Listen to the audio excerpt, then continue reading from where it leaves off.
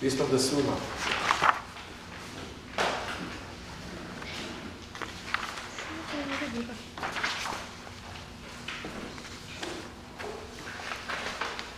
You go down, second paragraph from the end of it, you see salvation involves two elements. The payment of the debt due to sin and justification. Funny story, getting to heaven from the post office. You see that? Quote for this week. Deny your desires and you will find what your heart longs for. Or how do you know if any desire of yours is according to God? St. John of the Cross. After all, God is all we need. Then I have a beautiful article here, Why Do We Suffer? Colossians 1:24. The theological answer of St. Paul. St. Paul answers the question, why do we suffer?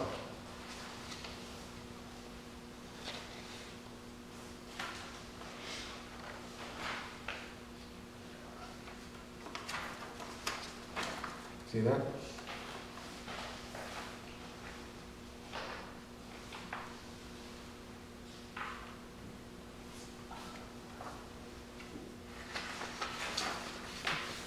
Look at the last page, at the very end, the last page. You have time to read this. The real Bible study is not here. The real Bible study is when you read this at home. Look at the last page. That's right in the middle here. The Protestant adage. We worship the resurrected Christ. That's why their cross is without the body. Right? Look at the crosses they put up. Just the cross without the body. The cross by itself, without Jesus, take away Jesus, and the cross is a symbol of shame. Right? It's a symbol of failure. It's a symbol of so down, so well down, that's the lowest of the low. Now, lately we have the electric chair. Right? As punishing the real bad guys. How about a wheelchair? In the worship, we put a wheelchair, electric chair, without anyone sitting there. How would you feel? This is like putting the cross without the body.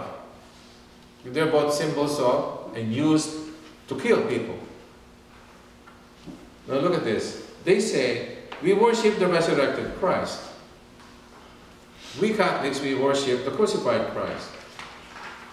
But that's not what St. Paul says. One cannot divide Christ. There's not a resurrected Jesus and a crucified Jesus. There's one Lord Jesus Christ, and His resurrection possesses meaning for us only insofar as we appreciate His crucifixion. That should be underlined and highlighted. You cannot go to Resurrection Sunday without passing through Good Friday. You must go through Good Friday first and Holy Saturday before getting to Resurrection Sunday.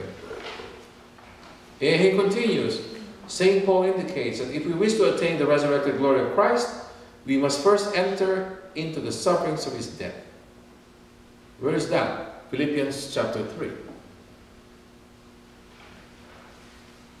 Are you with me? So read the rest. We still have 2 minutes. And then the good news. This is the set of readings for this Sunday.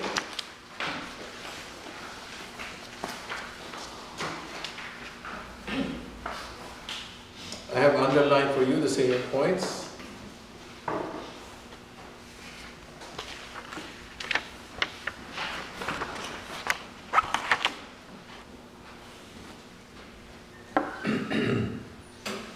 If you look at the end of first reading commentaries before the responsorial psalm, flip the page. Christ instituted this new covenant, namely, the new covenant in His blood. 1 Corinthians chapter 11. He called a race made up of Jews and Gentiles, which would be one, not according to the flesh, but in the Spirit. And this race would be the new people of God. You know Lumen Gentium? Lumen Gentium was the constitution of the church. And then Psalm 116 is our responsorial psalm on Sunday. And there's an underlined commentary there. Dear in the eyes of the Lord, the meaning is that the death of God's faithful is grievous to God, not that God is pleased with the death. God accepts the death of the righteous as a sacrificial burnt offering. So if you're righteous and you die, God grieves. And God considers that a burnt offering. But if you're a bad, super duper bad person, probably not. Second reading, Hebrews chapter 9. You see the sprinkling of the blood.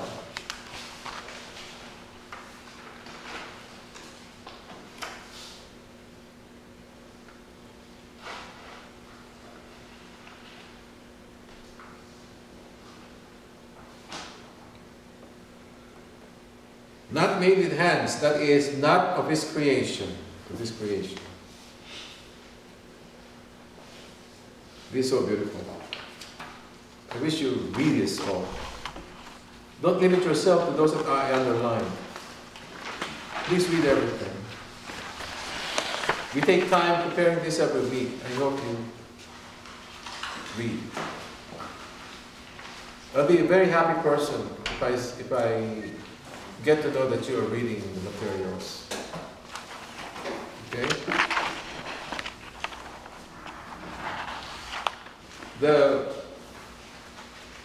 The sacrifices of Moses was just provisional. The eternal redemption is that of Jesus.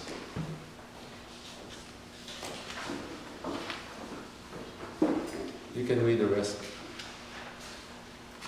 You know the gospel on Sunday is the Last Supper?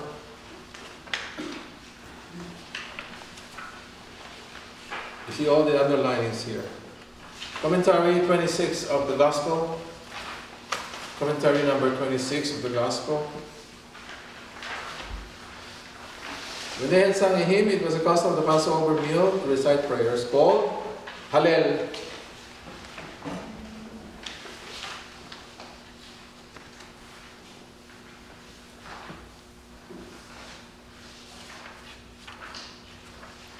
I have one secret to share with you. You promise you won't tell? No. This one secret I will share with you. I want you to tell everybody. How's that? Ready? In the Last Supper, and it's quite astonishing because I've been blessed to have participated in a reenactment of the Last Supper where we actually ate the very same food that they had, that was served in the Last Supper. And the ritual is exactly the same. We had the scholars that guided the preparation and everything. Jesus did not, you know, there were many cups of wine in the Last Supper. He did not turn into his blood all of them. What he did is, he turned the fourth cup to be his blood. Not all the cups. You understand? No. When the Jews eat, they first consume 1 cup of wine. At the beginning, before they begin. So they had this cup of wine. That's just wine that they drank. And then the second cup was after the herbs. There's this bitter herbs that they ate too. To be honest with you, I didn't like the taste of it, but I had to eat. And it was being explained as I was eating. The third cup was the same. It was the fourth cup after the meal that was changed into his blood. That's the Seder? Yeah. What is called that? Yeah, the Seder, yeah. First, he remember the bread? See, they had a lamb, a roasted cow maybe, that they were eating. I didn't like the taste of lamb, but that was what they ate.